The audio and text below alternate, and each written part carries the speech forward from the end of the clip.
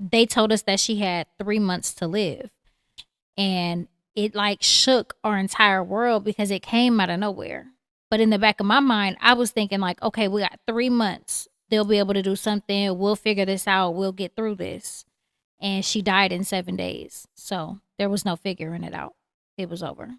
And you are now tuned in to QueenC Podcast, Against All Odds, where no topic is off limits, truth has no filter, and my pain became my power. Being quiet never saved me. I'm just here to share my experience, because those reality checks were hard, but I became the storm that they couldn't withstand, and rising above it is rare. I'm your host, QueenC, and around here, we don't sugarcoat. We turn our stories into strength and figure this shit out. And we are finally here. This is the very first episode of the QueenC's Against All Odds podcast. And I am so excited, you guys. So I know a lot of you may know me through TikTok and Instagram, but outside of the short video clips and the times that I go live, I wanted to create a space where I can get more personal with you. I don't have to filter what I'm saying. I don't have to worry about being politically correct. I can share my own opinions. I can give my experiences. And it's just a space for us to be us. You know, a lot of times people see a pretty face and a smile and they automatically think that life is just simple and sweet for them. And in my case, this shit ain't like that. And without further ado, let me formally introduce myself for those of you that don't know me. My name is Queen. I am the CEO of Confidence Cosmetic Skincare, which is a brand I've built from the ground up, literally. No handouts, no business loans, just a woman that was very determined to restore and rebuild, because when you look good, you feel good. And the sexiest thing a woman wears is her confidence. So make sure you check the products out. Everything will be linked in my bio. No harsh chemicals, no alcohol-based ingredients, no perfume-based ingredients, and it is safe for all skin types.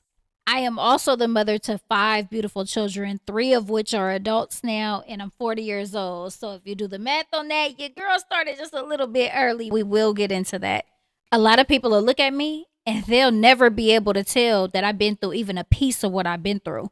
And one thing that social media really opened my eyes to see was no matter what your background is, rich, poor, black, white, there is always a woman out there that has been through some shit and is trying to figure things out. And I wanted to be able to give the advice that I know I once needed that I wasn't able to get. Whether it was because I was worried about people judging me, or I felt like they wouldn't understand, or at times I just felt like I didn't have anybody I could go to. I wanted to be able to give that to other women out there. With that being said, I am dedicating this first episode and the launch of this podcast to my mother. I chose July 19th because it is her birthday, and I owed a lot of things to my mom that I was never able to give her. Most of all, the recognition. She was a very strong woman, very fierce, and she instilled a lot of qualities in me that I never thanked her for. I never even acknowledged how much she taught me.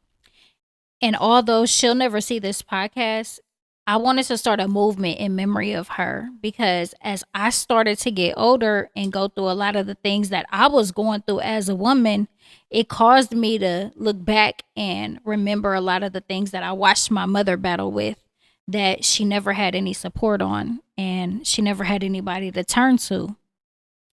And yet she still faced it with resilience. And you know, that's a fucked up way to have to live life, when you feel like nobody understands you, or nobody even takes the time to ask if you're okay, or, you know, try to help you in any kind of way. So to any other woman out there that, you know, may feel like you got the world on your shoulders and you just don't have anybody that understands, just know that this is a safe space here. And I definitely understand. So let me take you guys back a little bit so I can give you an idea about how I grew up. The best way that I could describe my childhood would be chaotic. It was very chaotic, and I come from a broken home. My mother suffered from mental illness. Now, when I was really young, she was an excellent mom. She was very attentive, and if you ever see the single moms with a husband in the home, that was pretty much our situation. My father would be gone all day, sun up till sundown, doing whatever he was doing. Said he was working, but as time went on, she would catch him cheating, and he was very physically abusive and emotionally. And eventually, as their relationship started to deteriorate, so did her parenting. And it was because her mental health was, in bad shape. And then she fell off, and then she got hooked on drugs and she left. And from then on, I was just a very angry kid. I was mad at the world. And the best way that I can describe it is I was a wild child. It pushed me into the streets, because when your home life is chaotic, the streets become your playground. And it's also the place where you find the resources to survive. And, I started getting in a lot of trouble. I started selling drugs and robbing people, robbing houses, robbing businesses. And that's just what I chose to do to make sure that I had clothes on my back and food in my stomach and a roof over my head. My dad had lost his place. I didn't know where my mom was at. So I took my sister with me. By the time I was 14, my sister was 9 years old, but we lived in hotels or at my friend's house. And anytime I wasn't in juvenile hall for getting in trouble, I was in the streets doing what I felt I needed to do. So when I'm about 15, I meet this dude. Now, I wasn't a fast girl at all. Like, I wasn't one of the ones that slept around or anything. I was a tomboy, and I hung with the fellas all day long. Like, I sold drugs, I shot dice, I hung on the block all day. Well, on this particular block that I used to be on is where I met this dude. And like I said, on the outside looking in, you would have automatically assumed that I'm at least of age, because I got my own hotel room. He sees me, I'm riding in little buckets that I had bought. I'm selling dope. I'm pretty much independent at this point. And so it was one of those situations to where he didn't ask and I didn't tell, but he was 20 years old. So anyway, as time goes on, we start being like glued at the hip. I was, with him all the time, and he started being at my motel room. And I had robbed a theme park, and I remember it coming out in the newspaper. Now, he didn't know this side of me. He knew that, I sold drugs, but he didn't really know everything about me. And I was private. I wasn't going to tell. So anyways, when it came out in the newspaper, I felt like I needed to tell him, because I knew that, I was hot, I could be, and I didn't want to get him caught up in anything. So I remember giving him the newspaper, and I was like, that's me they're talking about. It didn't have my picture or anything, but it was talking about the whole incident and how they had been investigating it and blase, blase. And I remember him reading it, and he was like, girl, you ain't got to lie. And I was like, okay, like, I did my part. I forewarned you. If you don't want to believe me, it's on you. I did my part. Well, a couple weeks after that, they picked him up on a parole violation. And they picked him up on the parole violation because they had been conducting surveillance on me. And that, basically during the time of them watching me, it showed him coming and going from my motel room. And when you're on parole, if you're away from like your address for 3 days or more, you're supposed to notify your parole officer. But that was just their way of being able to pick him up and question him about this robbery. So anyway, I go visit him in jail, and I remember him looking at me like, what the hell are you into? Like, he didn't think that of me. And I just was telling him I was sorry or whatnot, and that I was going to make sure I was there with him the whole time, because I felt really bad.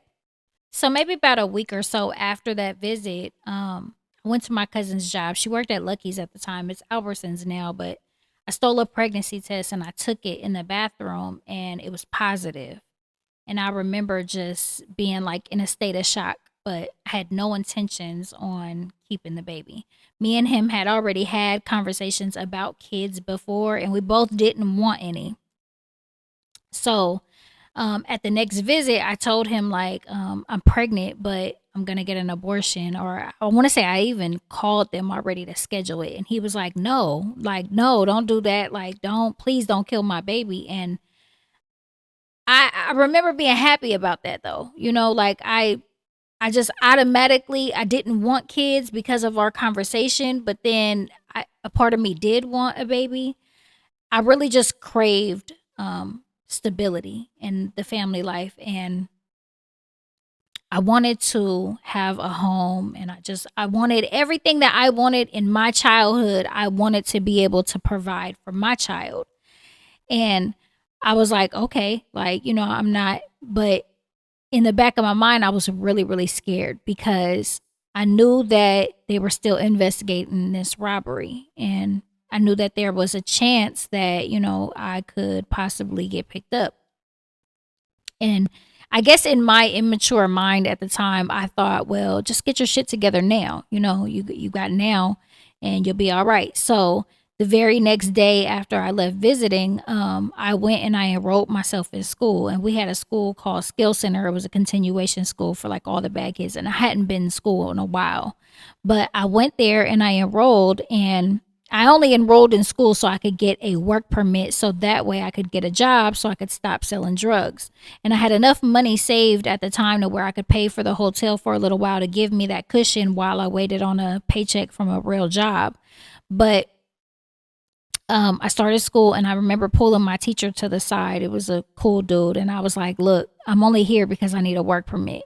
And I don't really have any other options right now. It's either you're going to give me this work permit, or I'm going to be outside selling drugs and robbing people. And if you don't want me to do that, you need to give me this work permit. And he was cool. He gave it to me. And I got a job that week at Taco Bell. So I kind of changed my whole program up at that time. Like, life started to become real, right? And I started going to school every day, and then I was going to work at night. And every now and then I would go back to the block and, just kick it and check in with everybody there, but I wasn't doing anything. I felt like I was on the right track.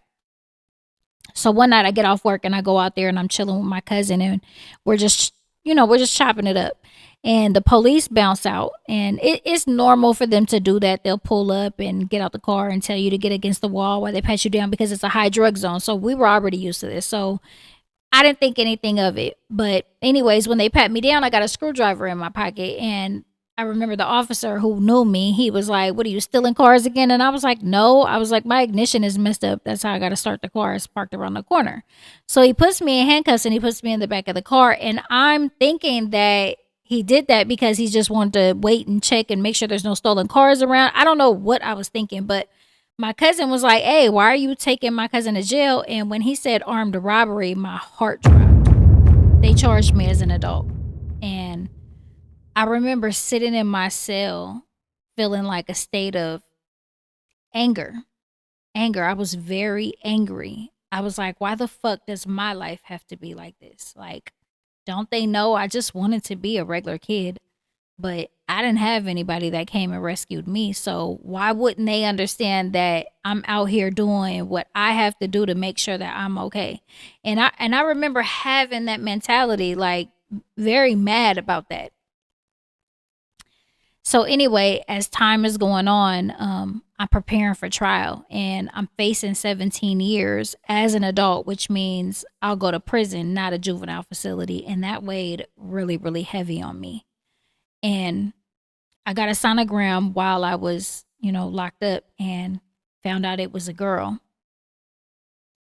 And I remember feeling like, damn, she's going to be born into a fucked up situation just like I was. So I was sitting in my cell the night before trial, couldn't eat, couldn't sleep, and they called my name over the intercom and told me that I had a lawyer visit. So they escort me to the front, and I'm like, what the fuck does she want? It's late. It's late at night. And when I get up there, she tells me, they offered you a deal. It's 7 years. And I remember sitting there thinking, you should take the deal. And then it hit me.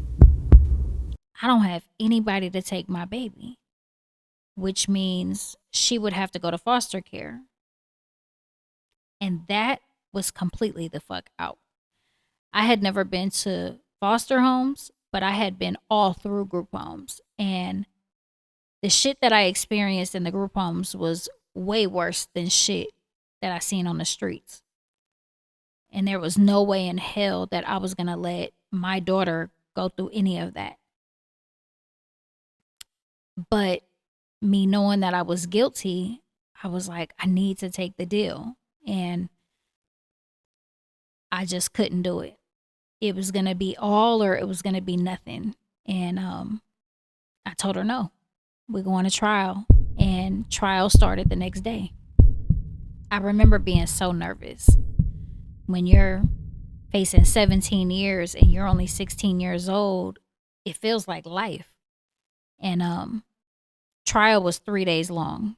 And I remember the night before the last day, I was praying real heavy. I was on my knees and I was telling God that, if you just get me out of this one situation, like I'm going to change my life. I'm going to change it. I promise, my heart, and just help me. Just give me a chance. And we got a not guilty verdict. And I remember feeling like the weight of the world just lifted off my shoulders.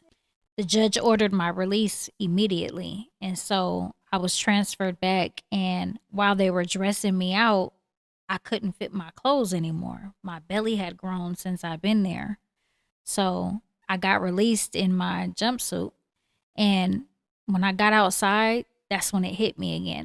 Like, I don't have nowhere to go and I don't have no money. And right away, the weight of the world just came right back on my shoulders. And I remember feeling like, fuck, because I was in a situation where I didn't want to put myself at risk to come back. I didn't want to get in any more trouble. I really didn't. And I definitely didn't want to risk losing my baby. But what am I going to do? And I was happy that I was out, but I was like so stressed out. I was just feeling like, damn, here we go again. So I made a couple calls and I called one of my connects. And it was my girl. She used to always look out for me. And she was like, oh, you out? And I'm like, yeah. And I was like, I need a bundle. And she was like, all right, come through. And she knew I was a hustler, just front it to me. And when I'm done, whatever I owe you, I'll come bring it to you. She was like, yeah, no problem. So I went to her, I got my bundle, and I was released with I think I had like 30 something dollars on me. So I got me something to eat. I got a box of baggies and a razor. And I cut my rocks up and I stayed outside in my jumpsuit. And I remember selling all my rocks until I had enough to go pay for the hotel and an outfit. And I was right back at it. And I did that every day until I stacked my money up again. But, now I'm back in the cycle. I'm doing the same shit because this is what I got to do. I would always bump into my mom here and there. By this point, she was in the streets on drugs. And she would always be really happy to see me. She was always really happy to see me. But I bumped into her one time and I showed her my belly. And by this point, everything's back to normal routine. I got my sister with me. We're living at the hotel. I'm waiting on my baby's dad to get out. He's, still down.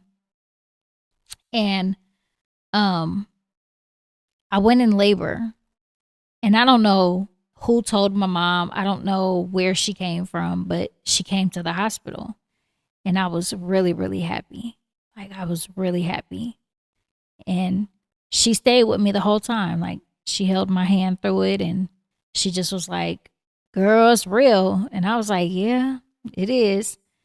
And from that day on, she was like a grandma, a real grandma. She was very supportive and she was really happy to be a part of my baby's life. And even though she still was doing what she was doing, she would pop up on me. She would just be there. She would be there. And it was weird because it was I lived my life and I don't even have a clue, what she was doing, where she was doing it at or nothing, but she was always present. She was always this is my grandbaby, and before you know it, she got clean and she started to get her shit together. And it was almost like my daughter gave her a purpose.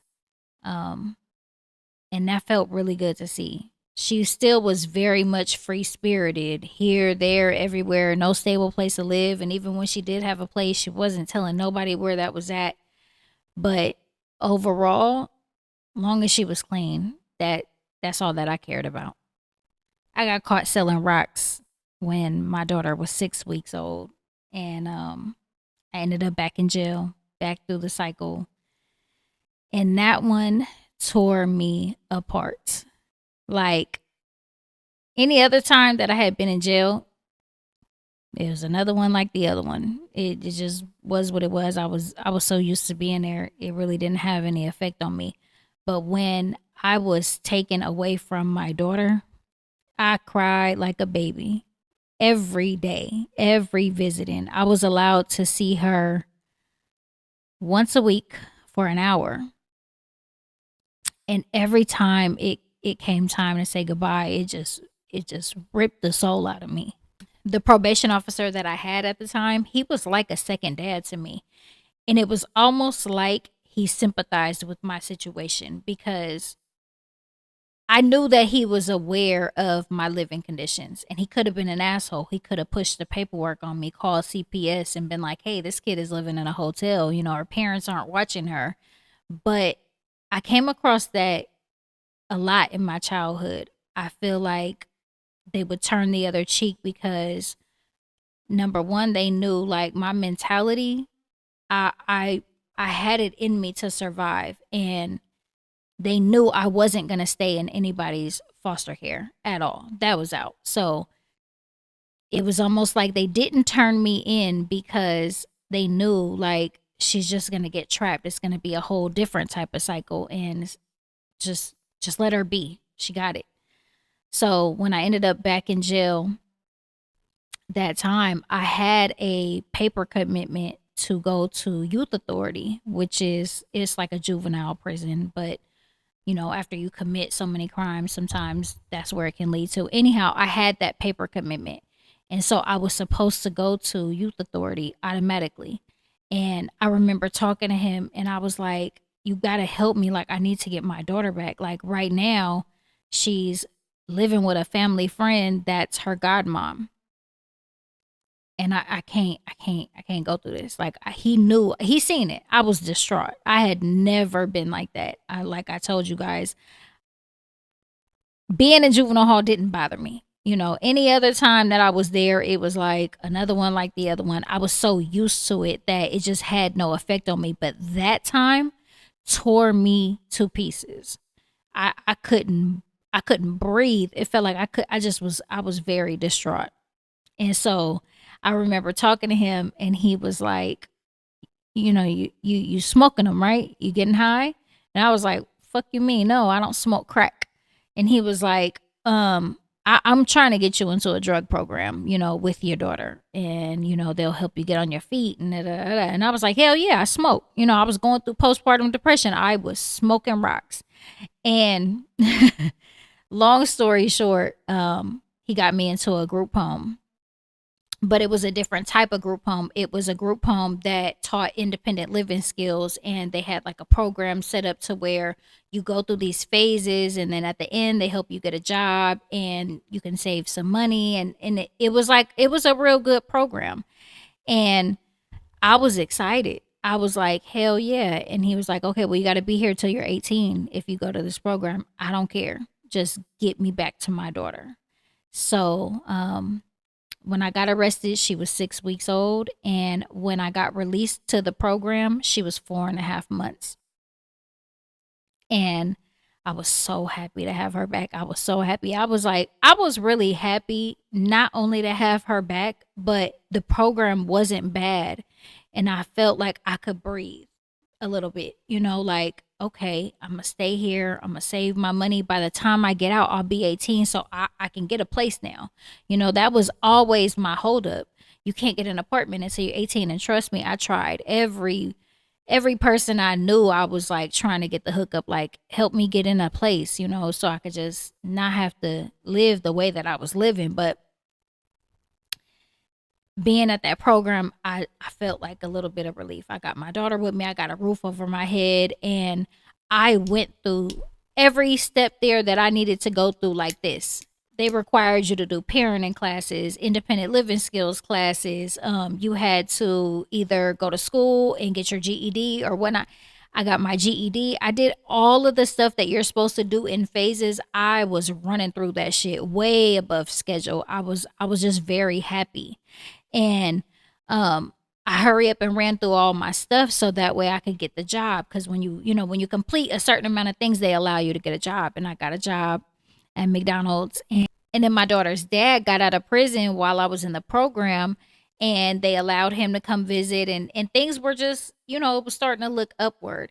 And I got him a job at McDonald's with me, and even though it was like 45 minutes away from our city, it gave him the opportunity to be allowed to visit every day, because they would let him, visit knowing that he was coming for work. So even if it was only 10 minutes, he was able to see our daughter for a little bit, and then me and him, we worked together. So it was just, things was going smooth. And by this point in the program, when you get to this phase, they also allow you to take like passes. You can go home every other weekend. So I was doing that. And then throughout the week, if I wanted to do something, I could put in a pass. So one day I put in a pass request for me and my daughter to go take pictures. And while we're at the studio getting our pictures taken, I go to take her necklace out, during the pose. I'm like, hold on. And I go to look for her necklace, and the necklace is gone. Now, this necklace was, my grandmother gave this to us. My grandma had gave it to me. I gave it to my sister, and then I had it on my daughter when I had her. So I'm like on fire. I'm like, somebody stole my baby necklace, and they had to have taken it off her neck. I never take it off of her. It's a necklace from Guam. So I'm like, I'm just in my head, I'm like, I don't know what's about to happen when I get back to this group home, but somebody is gonna tell me what's up with my baby necklace. So I get back to the program, and I'm asking everybody. I'm not even asking. I'm like going off. Like, who the fuck took my daughter's necklace? Ain't nobody saying shit. Now, at this program, they require you, like, it's not up for discussion at all. You have no other choice. But when you go to any classes, you have to leave your children with the staff. A designated staff would be there to watch your child. And if you're going to work, then you take them to the daycare next door. It's connected to the program.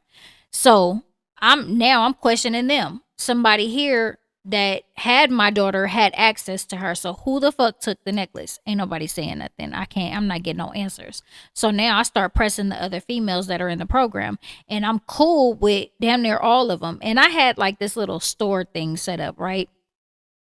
Since my cousin had worked at the grocery store where we were from, I would get hella products like body wash, snacks, just all type of hygiene stuff. And I had like a little store set up in my room to where the other girls in the program, they would buy their stuff from me. It was just another way for me to make money, right? I shut all that down. I was like, can't nobody get shit from me. I don't want to hear from nobody. Don't say nothing to me unless you're coming to tell me where my daughter's necklace is or what happened to it. And I was only still cool with one girl. Me and her, I knew we was locked in. She wouldn't have did that, but she was like, girl, like, I wonder who did it. Da, da, da. So one day, I want to say maybe a week went by of me acting like this. And when I tell you, like, it was just so much tension in the program at that time. But one of the girls knocked on my door, and she was like, I'll tell you what happened to your daughter's necklace. I don't want to be involved. And she was like, but I miss her so much. She was pregnant. So that program was for pregnant women or women that just had a baby. And she was pregnant. She used to love my daughter. Like, she, it was like, when certain pregnant people are just hooked to certain babies, it was that situation. And she was like, I just miss her so much. Like, I just want to play with her. I'll tell you what I know or what I heard. And I'm like, tell me. So she tells me that this other girl in the program, she took the necklace. She was like, you went to your ILSP class, which is the independent living skill. She was like, you went to your ILSP class and you left the baby with this staff. And this particular staff, I didn't get along with her. I don't know what it was with our personalities, but we just clashed. And she was ratchet as fuck. Anyways, I had to leave my daughter with her. And she was like, when you left your baby with her, she gave your baby to Giovanni, which was another girl in the program. And mind you, why are you giving my daughter to anybody? Anything could have happened. Anything could have happened to my child. My daughter's not old enough to talk. So I'm like, what? She was like, yeah, when she gave your baby to her, she took the necklace off her neck. And I was like, watch her. So my daughter was sitting on my bed at the time.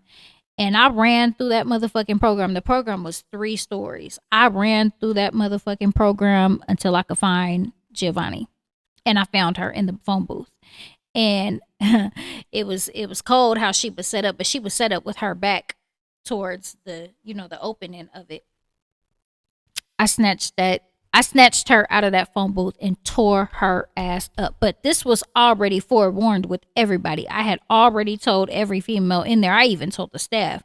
Whenever I find out who stole my baby's necklace, I'm gonna take it there with you. And not just because just the fact that you think it's okay to take anything off of my child, like you actually had to touch my child to take this necklace off, in addition to the fact that this necklace came from my grandma who is no longer alive. Like it just was too much.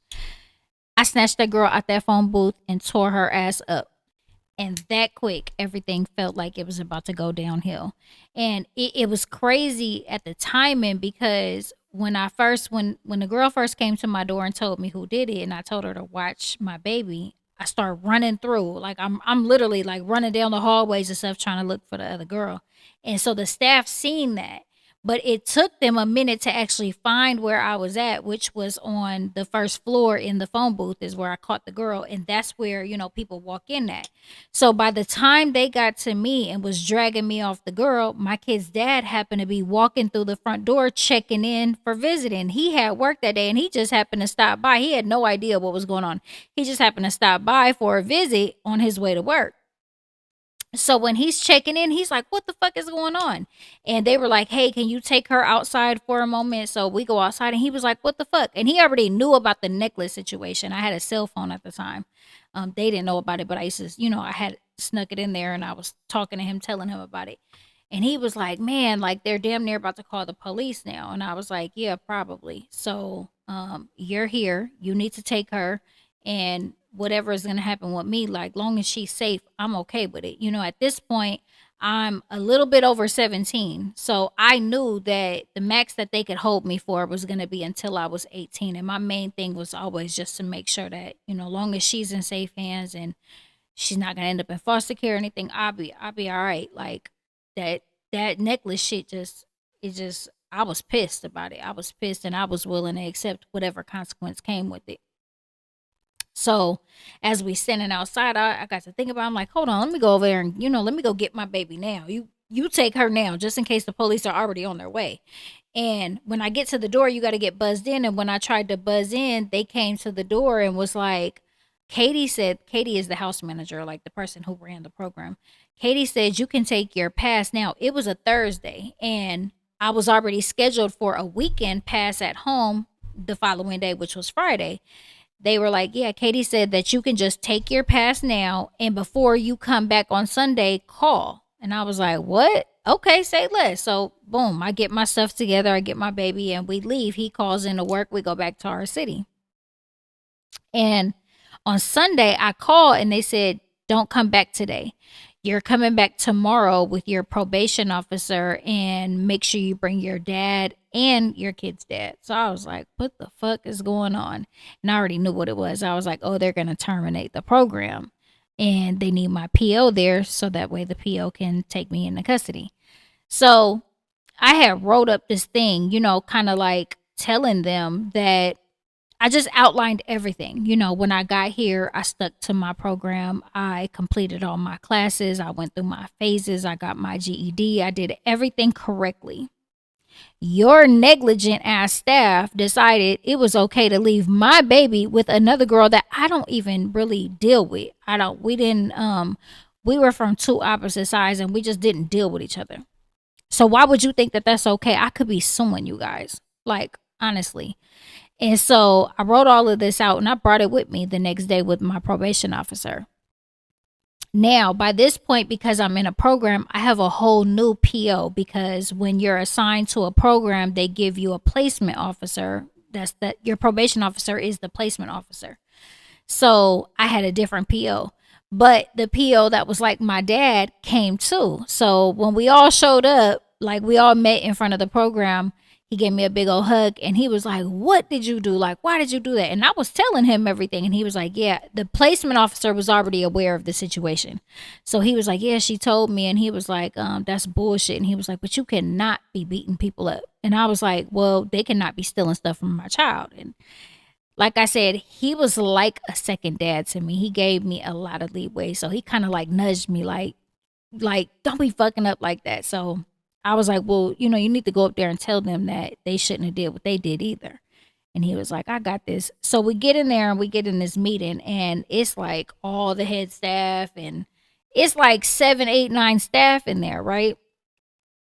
And they start talking. The lady Katie is talking first, and she's talking about. I mean, they're making this fight seem like it was a fucking.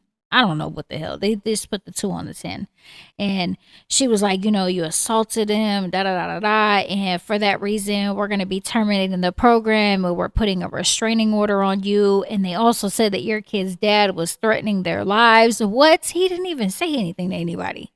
And I was like, I don't give a fuck about you guys putting a restraining order on me. Like, you should not have given my baby to somebody that allowed my baby to get robbed. And did you get my necklace back while we're talking about it? So my current PO, the placement officer, stopped me midway and she started talking. And that's when she really went to bat for me. She was like, I fully understand that, at no time should she have assaulted anybody, but let's not overlook the fact that her child could have been placed in serious danger and something could have happened to her by you guys allowing somebody else to hold her baby. And when I tell you the placement officer and my other PO was like, that's fine, you can terminate the program, but she won't be going into custody. We're gonna also terminate her unsuccessfully from probation. So right then and there, I was like sitting there like, what the hell does that mean for me? Like, what does that mean? And basically what it meant was instead of me having to stay in the program until I'm 18, I was getting kicked out that day. But instead of going back to juvenile hall, they were releasing me, which is why they had to terminate my probation unsuccessfully as well. And I was happy. Shit, I mean, it was a win for me. I'm getting out. It threw a little monkey wrench in, as far as my plans to save up and get my own spot. But shit, we'll figure that out later. I got some money stacked now. Like, just get me out of here. So, packed up my stuff and I went back to my city and I was able to get my own place. We went to stay with my cousin for like 2 months because, like I said, I had to find a place. Now we had the money to move in. I'm close to 18, but now if we can find someone that understands, like I'm not emancipated at this point, but I'm so close to 18, you can find people to wiggle with you. So I found a spot, got approved for the place, and we moved in, and that's pretty much how life continued.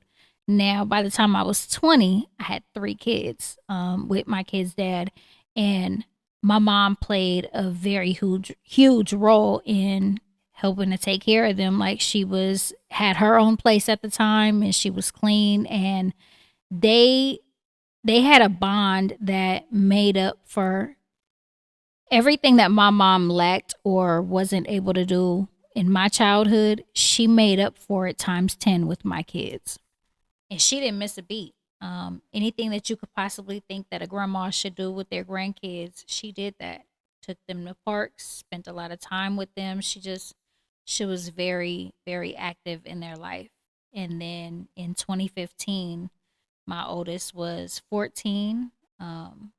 My daughter under her was 13 and my son was 11. And then I had just had Bubba. He was only 2. And she went to the hospital with a stomach ache just randomly out the blue. They said it was stage 4 liver cancer and she had 3 months to live. And it just it just it just devastated my kids, especially my oldest. It was really hard on everybody. And at the time I was struggling back and forth with, you know, one part of me felt like, okay, we got 3 months.